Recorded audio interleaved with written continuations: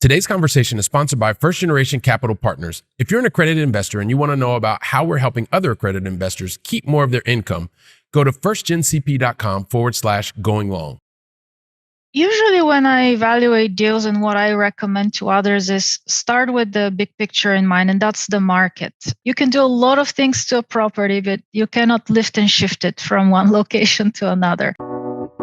You're listening to the Going Long podcast with Billy Keels, the #1 podcast for long-distance real asset investing. Welcome to the Going Long podcast. We're back once again to continue to help to educate you so you feel much more comfortable as well as confident investing beyond your backyard. And yes, I'm your host, Billy Keels, and I'm really, really excited to welcome you back to another conversation. And before I do that, really quickly, thank you for sharing across social media, hashtagging us, tagging us, and all that kind of good stuff, especially on LinkedIn, Instagram platforms. It's really, really awesome. Thank you so much. Also, for those of you who are looking to leave an honest written review as well as rating, we really appreciate that as well. And if you want to catch every single previous episode, just jump over to firstgencp.com/podcasts. You can check out everything, video, audio, transcripts. It's all over there. So check it all out, firstgencp.com/podcasts. Listen, everyone, if you want to leverage the expertise of someone who has been in the lending space for almost two decades and understands both the analytical as well as the mental and emotional aspects of successfully investing long distance, like you really need to just take a few minutes because the episodes are even shorter. That's what you've asked for. That's what we're doing. But today's is really, really action-packed. Get your pen and pencil out because she's going to give you like literally a 5-step plan that can help you understand more about underwriting, doing it successfully, and also really understanding the mental side of investing. So we are going to get to the conversation with an amazing guest who is Vessi Kapoulian, and we're going to get to that just after this. Are you a busy, high-paid professional? Someone that in the previous 2 years has earned $200,000 and is expected to earn $200,000 this year? Or maybe if you filed jointly, previously you've earned $300,000 the previous 2 years and you're also expected to do that this year. Or maybe if not, either individually or jointly, you have $1 million in net worth, not including your primary residence. If you meet any of these criteria, then you're someone that the IRS considers to be an accredited investor. That probably means you're someone like an enterprise software sales executive. You may be an executive in a major corporation. You may be a doctor. You may be a lawyer, maybe a high-paid consultant. You may even work for a major sports franchise. The thing I know you have in common is that you continue to do the hard work. Like you're doing 100% of the work and you're only bringing home 50% of the reward because you continue to get crushed by your income taxes.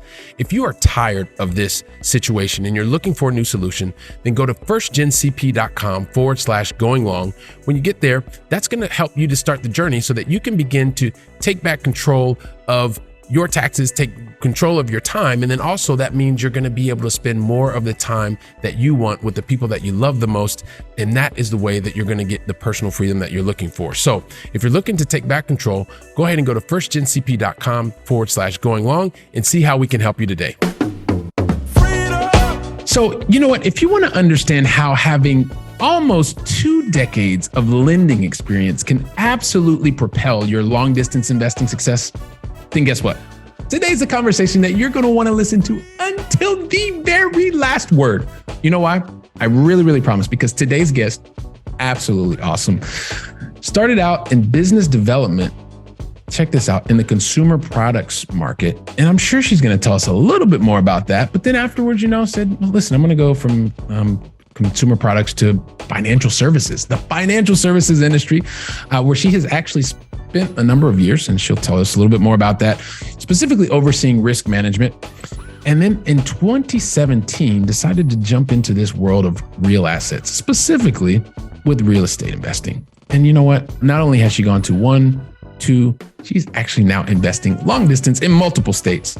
It gives me great pleasure to welcome to today's conversation the founder of DBA Capital Group, Vessi Kapoulian. Vessi, welcome to the show. Billy, it's so great to be here. Thank you so much for having me. Oh, this is so much fun. And I think it's Kapoulian. And hopefully I got it right the second time, not the first time.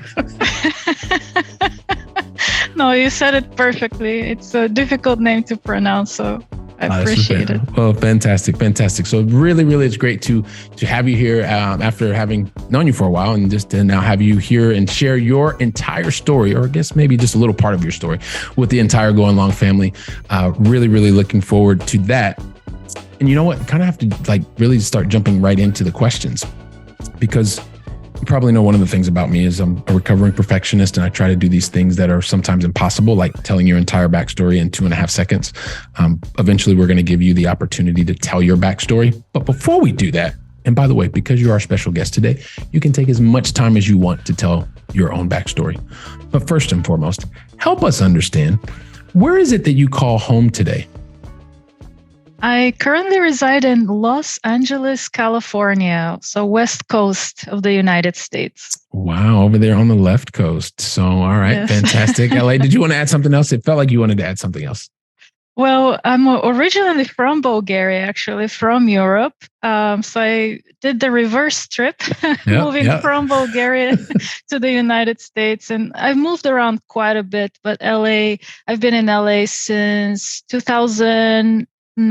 So the longest, and this is where I call home now. All right. Fantastic. So yes, we were talking a little bit about that before, and I'm sure we'll continue to talk about your transcontinental stories afterwards as well. Appreciate you sharing that. So over on the left coast, and help us understand, what's the most positive thing that's happened to you in the last 24 hours, Vessi? Well, first of all, I'm really happy to be here and share positivity and a great message with the audience. But very grateful this morning. My family and I went through some challenges over the past couple of years, mostly health issue related. But very happy to have both of my parents with me and just be able to spend time together with them. So just little things that make a big difference. Yes, that's absolutely fantastic. Really appreciate you sharing the positivity, because as much positive energy as we can put out into the world, we all need more and more positive energy. So thank you for sharing that with us, and definitely being able to invest time with family, friends, loved ones, parents especially, is something that's super special. So thank you for sharing that with us. And then Vessi, like I said before, I've kind of already told you, but I really want to give you some time to tell your backstory in your own words. I'm really sorry that I tried to do it in 2.5 seconds. But that's just because I have this gene inside of me, which is like a recovering perfectionist gene. So please share your backstory in your own words and take as much time as you want. And then we'll see where you and I take the conversation from there. Sounds great. And I will keep it more focused around real estate and kind of put the different pieces together, but we can take it in any direction. As I mentioned, I'm originally from Bulgaria, came to the US about 24 years ago. And one could argue that seed of real estate was planted in me many, many years ago. I grew up behind the Iron Curtain. And at the time when people talked about investments, really they had in mind hard assets like real estate, jewelry, and more often than not, hard assets in the context of you buy them, you hold them forever, and you pass them on from generation to generation. Mm-hmm. Maybe they cash flow, maybe they don't. So I had that seed there, but it didn't quite germinate for a while. I had this dream to come and study in the US and eventually go back to Bulgaria, but that never happened. I came to the US with my 2 suitcases and a lot of hope, faith, determination. And one opportunity led to another. I ultimately decided to stay here, and this is now my home. With that said, I took the more traditional path of going to school, eventually graduate school, getting a corporate job, and starting to climb that corporate ladder with a lot of determination, which is what success looked like, or at least that's how it was painted to me. From various sources, my environment, my parents, everyone.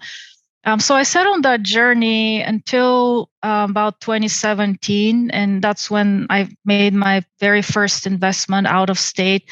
And there are a few things that prompted me to do that. The clues were all around me. I just didn't see all of them immediately. But a lot of different things happened over a period of time. Some were public events like Enron and the stock collapsing, the 08-09 crash, which unfortunately left a lot of people devastated, and their portfolios crashed, their retirement savings crashed for some, unfortunately, at a time when they were planning to retire. Others people were laid off. My own employer went through a couple of restructures, so it was very difficult to see some of my colleagues, very talented and bright people, let go. So over a period of time, these events started stacking up and raised the question: well, what do I do? What if this happens to me? And my entire portfolio was tied up with a 401k with my employer.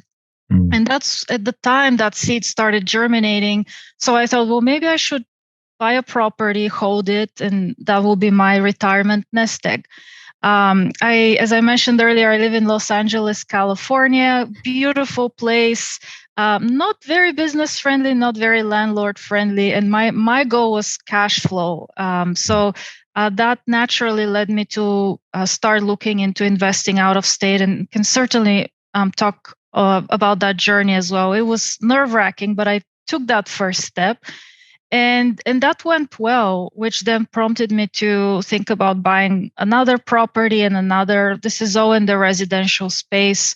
And that's when the light bulb went on. It was, oh, this is not just a retirement nest egg. It could actually be something bigger, especially if that cash flow keeps building up. I was, at that time, I had started hanging in different investment forums, and one individual in particular mentioned, well, why don't you consider multifamily? And so I went down a rabbit hole, learning everything about multifamily and what it would take to make that transition. Invested in education, mentorship, joined a mastermind, and eventually decided to expand my portfolio, still investing long distance out of state. Made that transition last year, and I'm now looking to continue to grow, build various income streams, and also help other people along the way. So, being able to build those streams and then also to help other people along the way is something that is pretty phenomenal, by the way. Let me recognize you and acknowledge you for that.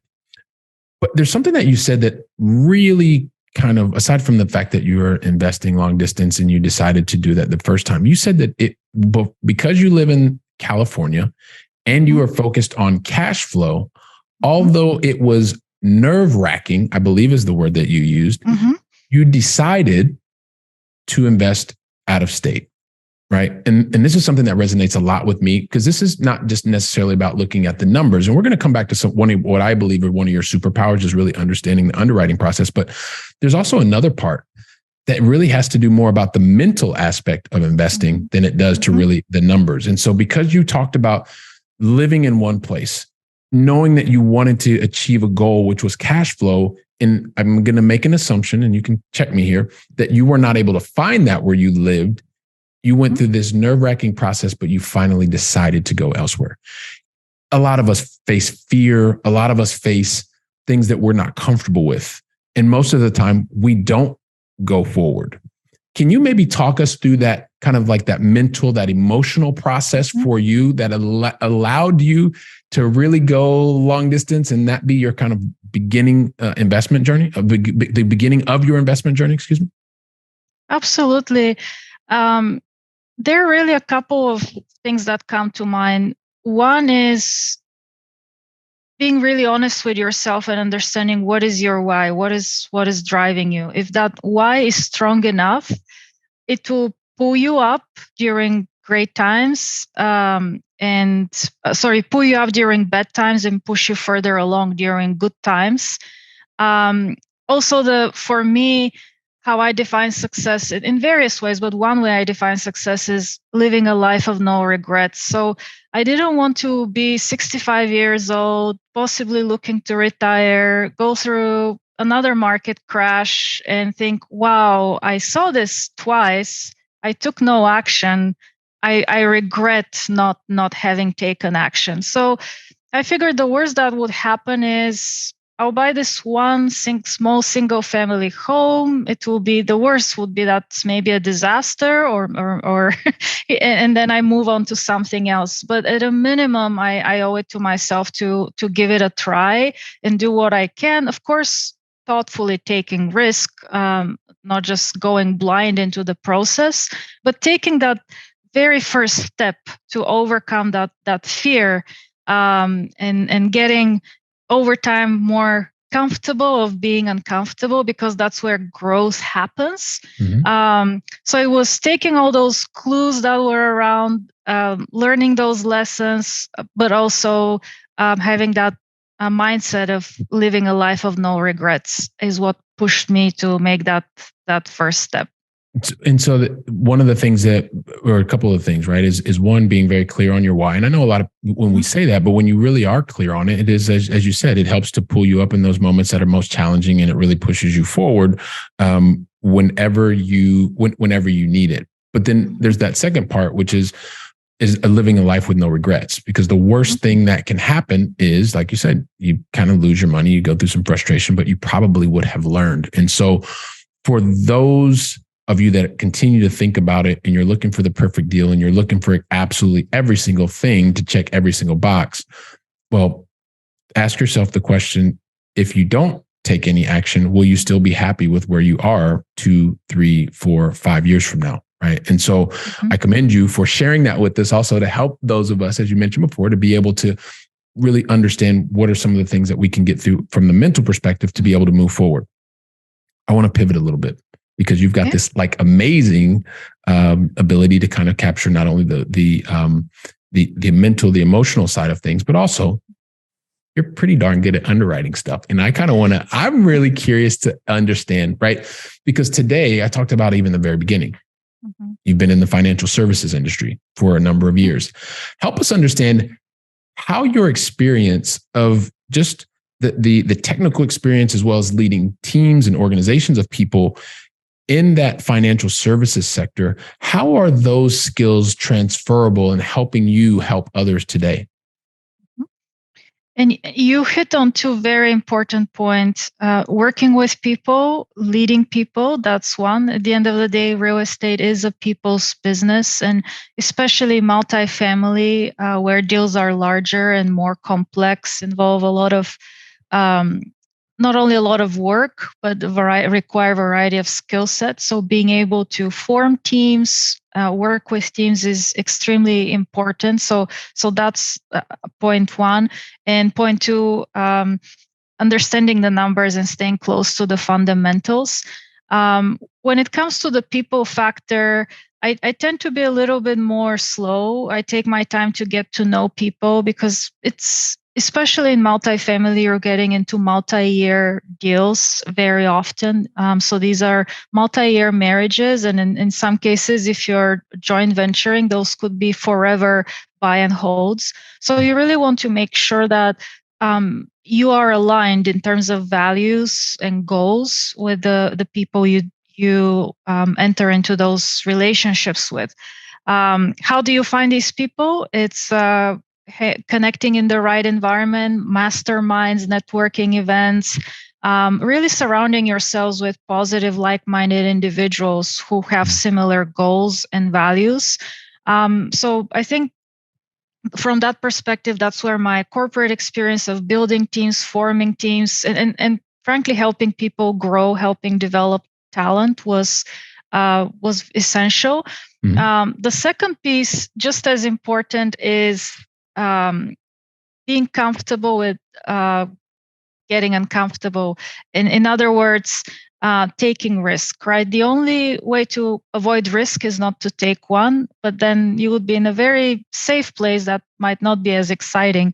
So it's taking calculated risk, and a lot of that comes down to understanding the fundamentals of the market and understanding the fundamentals of the deal, and keeping a cool head, especially during times of super excitement or turbulent times, so you can stick to the fundamentals and your own investment criteria, because everyone has different goals, everyone has different investment criteria. Staying true to your investment criteria when you evaluate deals, and we can dive into both deal and market criteria as well, if you'd like. Well, yeah, that was one of the things. And so I tend to call them, but just because it's me, I tend to talk about the location that people are in and the opportunities that arise, right? And that's just because I've worked at a very big company for like a really long time, and that's what we called everything, right? So, but anyway, but I would love for you to do exactly that, because what I would really like is for the Going Long family to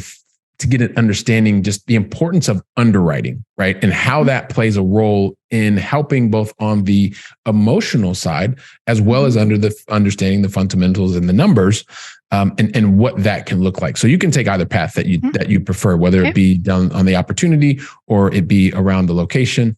But help us understand, just to give us some insight into what that looks like from an underwriting perspective and why that's so important when it comes to decision making. So usually when I evaluate deals, and what I recommend to others is start with the big picture in mind, and that's the market, because that's the tailwind that will help you during tough times. And you can do a lot of things to a property, but you cannot lift and shift it from one location to another. From a macro picture, looking at fundamentals like population growth, job growth, quality of jobs. Those are some of the factors that I look at when I evaluate the market. But the sub-market is just as important, because even within say city of Memphis, for example, there are a lot of different micro pockets, and in some cases, it can be very street by street specific. And one corner may be great location, and the other one maybe not so exciting. And why does that matter?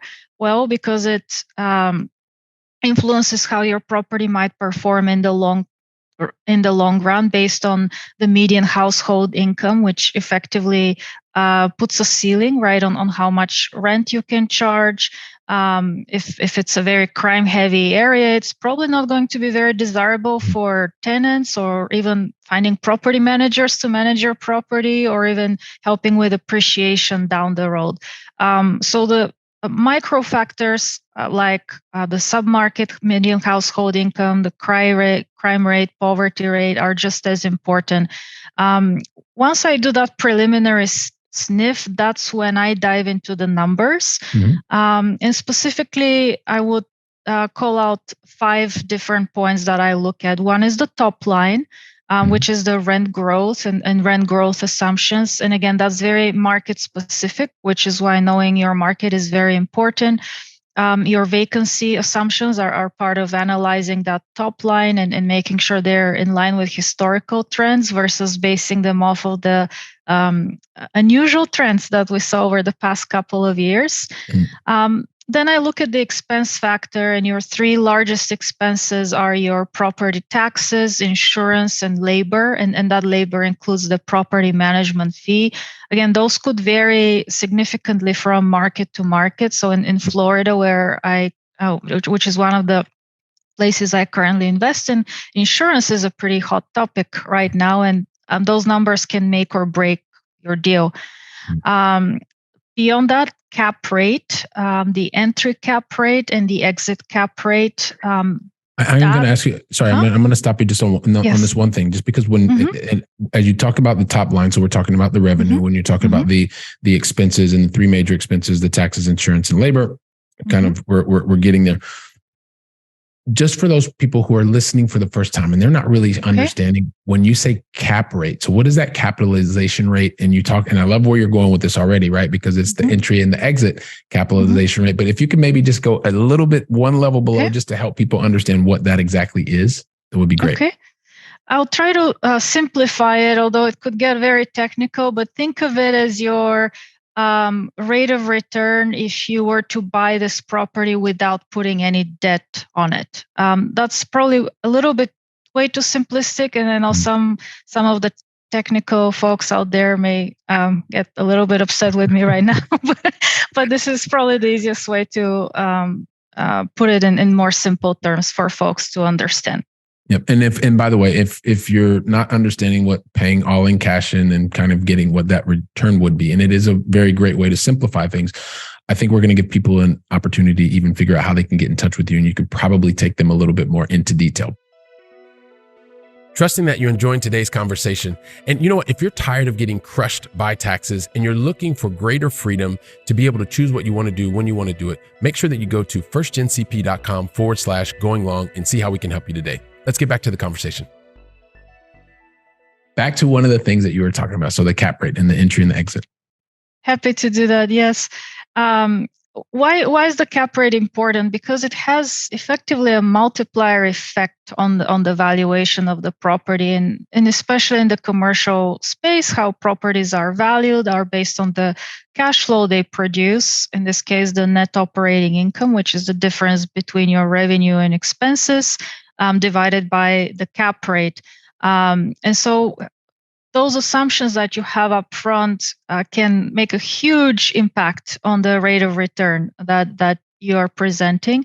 And in the current environment where rates have been rising very rapidly, we are starting to see some cap rate reversion, and naturally over time that could and probably will impact the valuations of property. So being conservative in those assumptions is important, and it's always good to bake in some cushion and assume cap rates will increase, which effectively decreases the value of the property. If that doesn't happen, and if market conditions are great, even better.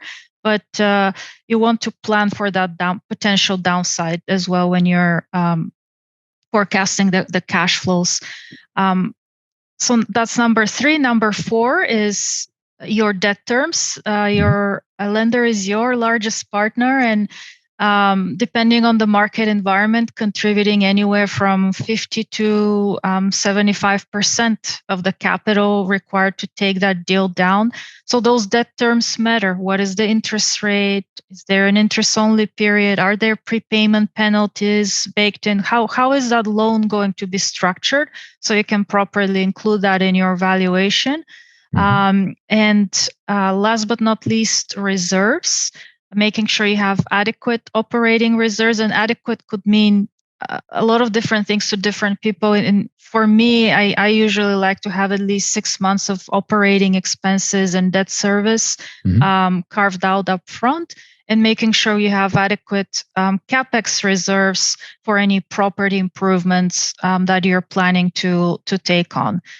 So revenues, expenses, cap rate, reserves, and the lending terms are the things I would focus on as I evaluate deals.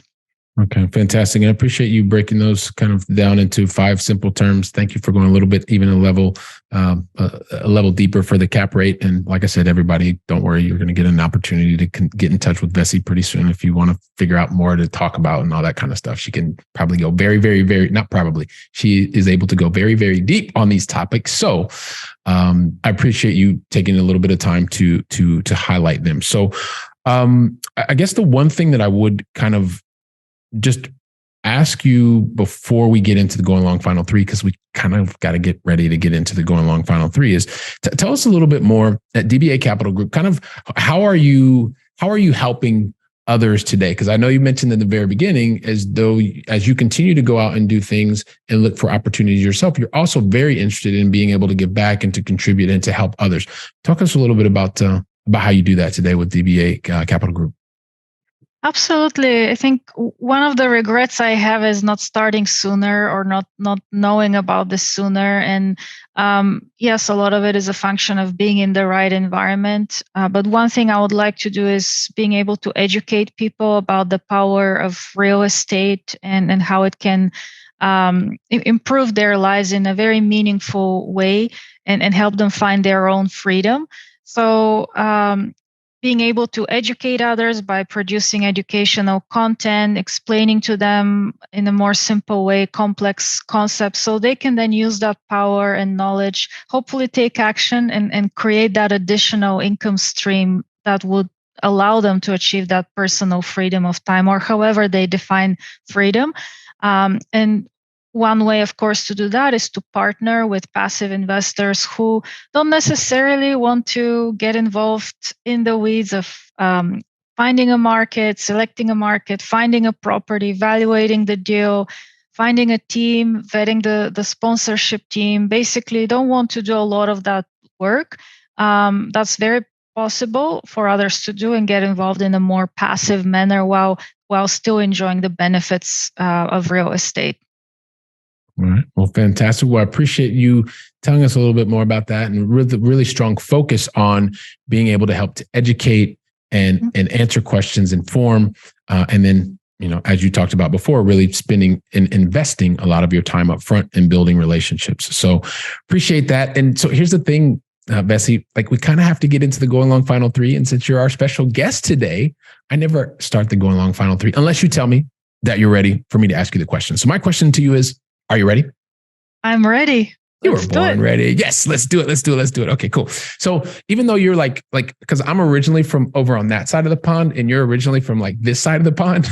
So this should be really easy for you, right? Because we started with you over in LA, but this guy from Columbus, Ohio wants to bring you and everybody back to this side of the pond by you sharing with us, please, what is your favorite European city that you've either visited or still on your bucket list to visit?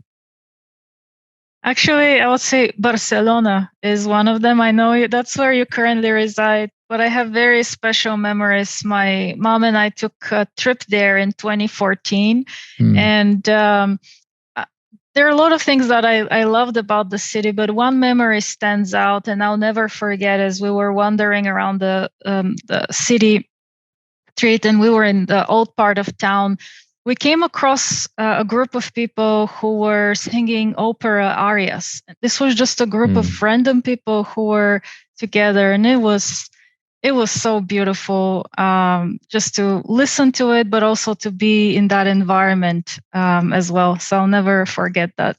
All right, awesome. So a visit to Barcelona. Let me know when you're heading back this way. Okay. So I'll be here. I'll be here. So let me know. So I appreciate you sharing that. So another vote for Barcelona.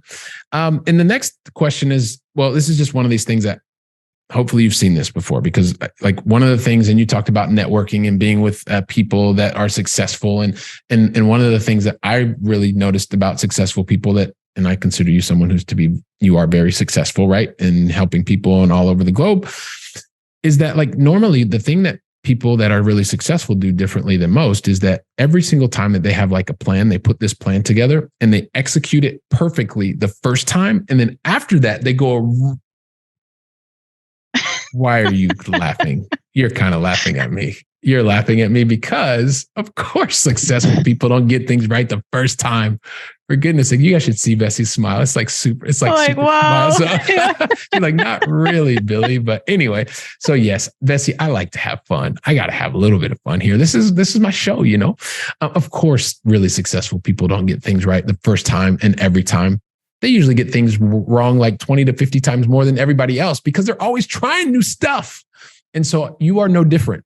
And so what I would love for you to do is I don't want you to think about like all the stuff that you've tried and the different multiple mistakes or learning opportunities or however what you want to call them, like what you wanted to happen didn't happen.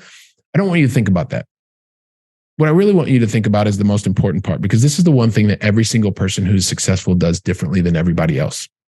Every single time that there is a mistake, a failure, a learning, afterwards, they learn from that mistake and they put different strategies, tactics, and actions in place so that minimizes the probability of that exact same thing happening again. So could you please share with us, me and the entire Going Long family, what is that one lesson that we need to learn or know today so that we can minimize the probability of something major or catastrophic happening? So if it's okay, I'll mention two things. One is more specific. You're an overachiever. Go ahead. Yes, go ahead. Thank you. One is more specific to property diligence. And again, it's building off of the mistakes and or what I call them learning opportunities over time. Is walk every unit of the property that you are looking to buy. Fortunately for me, I had that learning experience when I was still evaluating properties in the residential space, like small multis, duplexes, and there were just a lot of surprises that came up because I didn't walk one unit. Thankfully, I was able to pull out of the deal on time, and ultimately things worked out. But that was a lesson learned, especially now that I'm in the multifamily space, to don't take the seller's word, just walk every unit. and a lot of times people talk about all the great stories, like you said, and it's important to know that, but it's also important to know about the failures, and those difficult moments will come, which is where your why comes in to pull you up. But important to remember to be present. You have to show up every single day, good or bad. You have to show up, be present, and keep moving forward, because that's how beautiful things are created. Absolutely fantastic. Be there, show up every day, and and eventually continue to do the work, and the positive things will begin to happen. If they're not already happening, and if they're already happening, they're just going to accelerate and just be even more. So really, really appreciate you sharing that with us and sharing the lessons. And this is the last question, because this is also about helping us to feed our minds. Will you share with us, what is the one book, any kind of book, that you think we need to know that you want to have as a recommendation? What's the one book you would recommend to the Going Along family today? We talked a lot about mindset. So the one I would like to mention is Think and Grow Rich. This is one of the first books that I read that eventually got me into real estate. And contrary to what the title suggests, it's not just about physical riches, but living a rich life, being in control of your mindset and the power of minds, words, and energy. It's one I'd like to reread often, and one book I would highly recommend. Fantastic. So Think and Grow Rich. So don't worry, everyone. We're going to include that in the show notes. All you have to do is click a link and you can find it. So, and yes, it does definitely go beyond physical wealth. It is about the way that we think, the way that we act, the way that we perceive and live and grow in a rich capacity. Vessi, time flies by, like super flies by. Like I cannot even believe the conversation's already over. Like I feel like we just kind of started it a little bit ago, and you were talking about growing up behind an iron curtain and being able to be exposed to things such as, well, real property. And you know what? Even at the time, you weren't really thinking about cash flow. It was just kind of a thing that people did, and you passed it down from generation to generation. But along the way, you also decided, well, hey, you know what? This is kind of where I started, but this is like where I'm getting ready to depart from. I think you said you had two suitcases packed up eventually and decided, hey, listen, I'm going to go into the other side of the pond. I'm going to check out this thing called the US. I think it's been 20 years almost. Yeah, almost 20 years that you've been there. So that's kind of cool. And along the way, you took a lot of the lessons that you learned or been exposed to early on and started realizing, okay, well, yeah, you can actually hold on to assets, but you know what? They can also create cash flow. And from that cash flow, you can also create the lifestyle that you'd like to be able to live, that you want to be able to grow into. And not only are you doing that, and you found that you could do that yourself, you understood not just the mental fortitude that it takes to go from living in one place, California, to investing in another place, not in your backyard, but you also have a very strong fundamental understanding of the technical analysis, also known as underwriting, which you've showed us in your 5-step process. And beyond that, have a deep desire to continue to help others and providing others with opportunities. And so I know that you've got all this really cool stuff, and everybody here in the Going Along podcast are like, really, just ask her the question, dude. Just ask her the question. So I'm going to ask the question for everybody, because we all want to know, Vessi, what is the best way for the Going Along family to get in touch with you, to find out more about what it is that you're doing at DBA Capital Group and all that cool stuff? Tell us about it. How can we get in touch with you? The easiest way to connect with me is through my website, dbacapitalgroup.com. D as in dream, B as in believe, A as in achieve. My contact information, phone, email is there, a link to my Calendly if people would like to schedule a call. I have a ton of free educational content there, including my very first digital book that I just released, The Busy Professional's Quick Guide to Investing in Multifamily, really designed to educate and empower investors. Absolutely fantastic. And once again, everybody, don't worry. There's going to just be a link. So if you're driving in the car, don't try to write. If you're running on the treadmill, don't worry. We're going to make it really simple. We'll have a link, and we'll get you over to dbacapitalgroup.com, and you can find out more about what Vessi's doing. So Vessi, listen, on behalf of the entire Going Long family, I just want to say thank you very much from the bottom of my heart for you deciding to invest your time and share your energy, your expertise with me and the entire Going Long family. Thank you so very much. Thank you so much, Billy. I really enjoyed the conversation. Thank you for having me. All right. Fantastic. And Vessi, can you give me like literally 15 seconds just to wrap things up? And then I'll let you get out of here. So listen, everyone, Going Long family, Vessi, what an awesome story she just shared with you.